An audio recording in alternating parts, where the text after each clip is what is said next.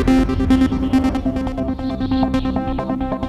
back to the news tonight. Well, the first offensive action in an international military operation against Libyan forces began overnight on Saturday. United States, France and British military forces unleashed fighter jets and cruise missiles in what is being termed as Operation Odyssey Dawn. More than 110 Tomahawk missiles fired from American and British ships and submarines hit about 20 Libyan air and missile defense targets in western portions of the country. An US official says cruise missiles, which fly close to the ground or sea at about 550 miles per hour, landed near Misrata and Tripoli, the capital, and Gaddafi's stronghold. According to CBS reports, 3 US B-2 stealth bombers dropped 40 bombs on a major Libyan airfield.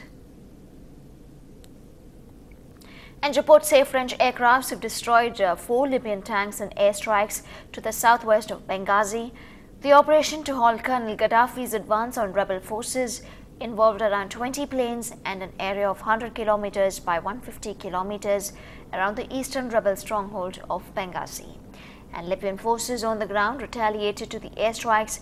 Anti-aircraft gunfire was seen over Tripoli. Colonel Gaddafi has vowed retaliation and says he has opened arms depots to the people to defend Libya. He also said civilian and military targets in the air and sea will be liable to serious danger in the Mediterranean. And Libya in turn called the attack by United States and France barbaric. Colonel Gaddafi accused Western forces of harming civilians and causing damage to property.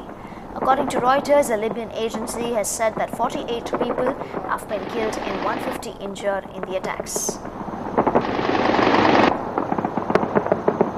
إن ليبيا ستمارس حق الدفاع عن النفس وفقا للمادة 51 من ميثاق الأمم المتحدة، وللأسف وفقا لذلك ستكون الأهداف البحرية والجوية عسكرية أو مدنية معرضة لخطر حقيقي. And moving on from trouble-torn Libya to Japan, well, its nuclear crisis seemed to be far from over.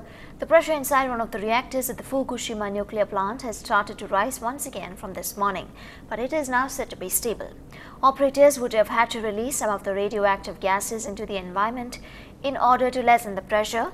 However, that is not necessary now. Meanwhile, efforts to cool down the damaged nuclear plant have resumed after an overnight break of several hours. More than 8,000 people are now known to have died in the earthquake, followed by the deadly tsunami. More than 12,000 people are still missing. And back to news from the city. Well, poor enforcement of the helmet rule brings the people of Chennai together to spread awareness on the World Head Injury Day. Our reporter Pratiksha finds out why this safety measure has such a poor response in the city, even though it's been 4 years since the helmet rule has been introduced.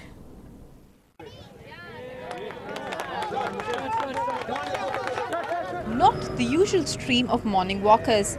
These professionals want the helmet law, now almost non-existent in Chennai, to be taken seriously. Chennai was witness to 113 two-wheeler fatal accidents in 2010. 90% of these deaths was because the riders failed to wear a helmet. Research shows that wearing a helmet reduces the likelihood of deaths by a whopping 39%. Deno head injuries nadakkudu Chennai roads la. Deno inda aaspathrikku mathram almost 5 to 6 head injuries varudhu. Adhe madri moolayila adipattalum moolai baadhikkum. The Chennai Traffic Police claim they book nearly 1,200 cases each day under the helmet rule. So why aren't the accident numbers dropping? Top cops say people don't realize the importance of wearing a helmet.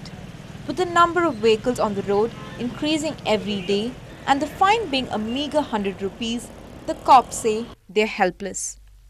That so-and-so has had his hair fall, it's very hot and so on. They use these excuses. Police are perfectly capable of enforcing this, and they do when they are allowed to do their job. If Dhoni can wear a helmet, why don't you wear it? Tell the parents. The motto of today's march was, injuries are expensive, but helmets are not. This helmet may not drastically reduce injuries, but can definitely save your life. So it is time for you to stop cursing that cop who stops you on the road and pay some attention to guarding your life. In Chennai, Pratiksha Ramkumar for NDTV Hindu. This is NDTV Hindu's News Tonight. You viewers can now put into our tribute to Sachin Tendulkar. Call us and share your comments on Sachin's walkabout when we come back.